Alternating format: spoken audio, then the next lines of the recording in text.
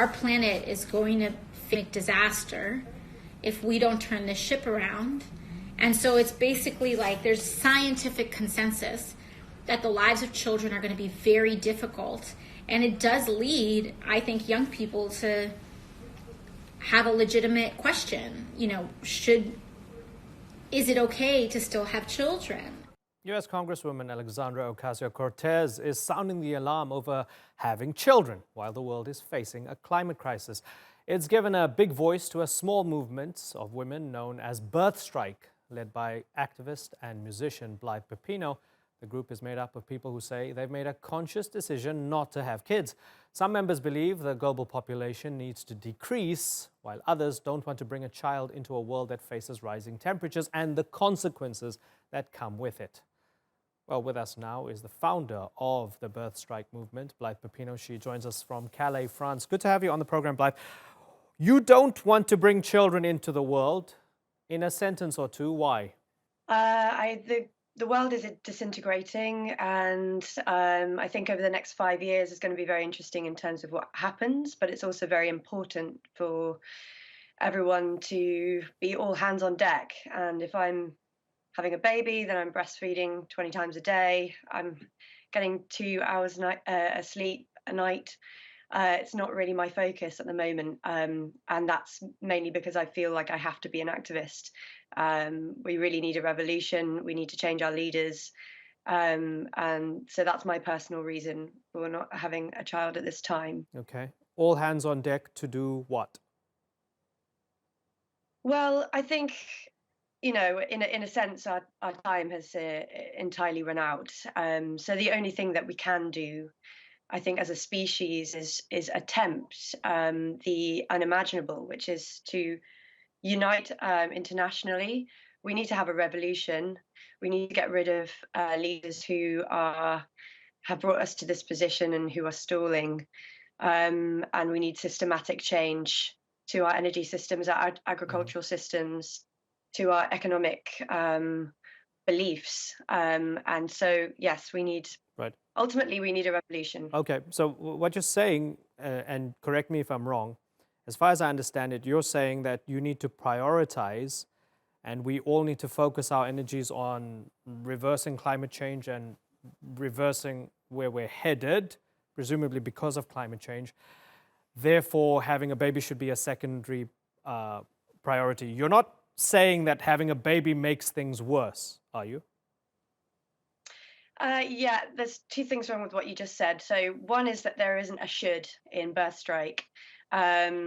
We are just presenting our own personal choices, and we're not saying that the world itself or women across the world should take this up as necessarily their opinion. They need to make their decision according to what they believe. So we're not a coercive group. We don't believe in trying to get people to do the same thing as what we're doing. We're just raising the profile of the problem. The second thing that you said is that people are doing BirthStrike to reduce population, to reduce the carbon footprint on the planet. Some people in BirthStrike are doing that, but BirthStrike as a whole is not. That's not the purpose of the group. The purpose of the group is to get onto channels like yours and to talk about the fact that we are facing an inevitable civilization collapse at this point. Yeah, regardless of religion, political ideology, philosophy, a fundamental driver for the species seems to be to procreate, to make more babies, to survive, right? That's not just us, it's all other species. With that in mind, is it difficult to convince people that an option is to opt out and not have kids? Again, we're not trying to convince anyone to do that. What we're trying to say is that a bunch of us have made this decision because we've reached the point where we would normally, in a normal life, we would be thinking about having children, and actually this isn't an option for us because we've chosen a different route. So we're not trying to convince anyone to do the same as us. But what I am finding is that people all over the planet are making this decision for various reasons. A lot to do with the reason that I've spoken about, because they feel that activism is really important, and a lot because I think a lot of people are troubled by the kind of the effect that that would have on the planet, but also the effect that it would have on their kids. So people are really worried about the safety of their children in the near future. We're talking about really new, we're talking about decades here. We're Right. not talking about centuries. Okay. What kind of news would you need to hear over the next 2, 3, 4 years in order to convince you that perhaps you can continue your activism while being open to the idea of having a child as well? Yeah, that's a really interesting question, and it's one that I've thought about a lot.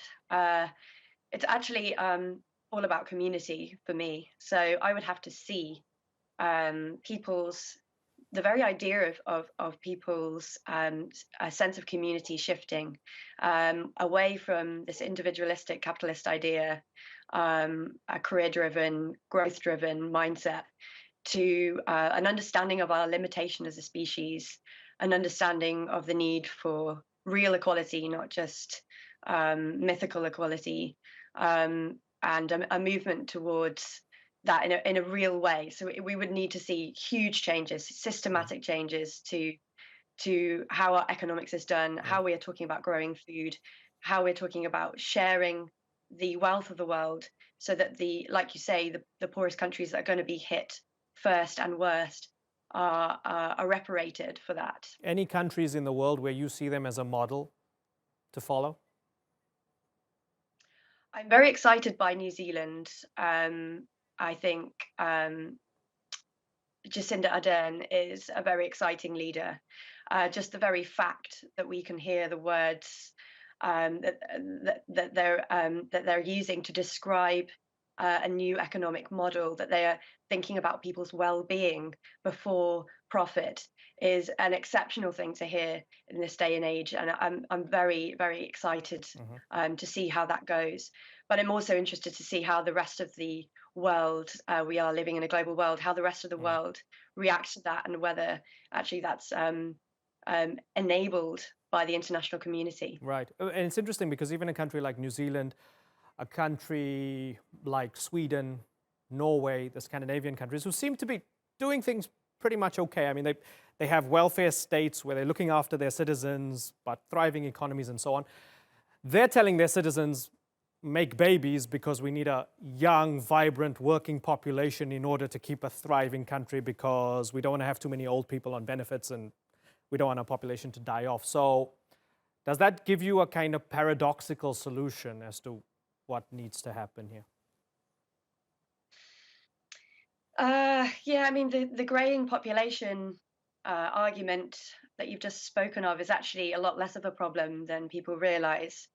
There was a really good study that was done in 2014 into population numbers, and one of the things that they had a look at was the likelihood of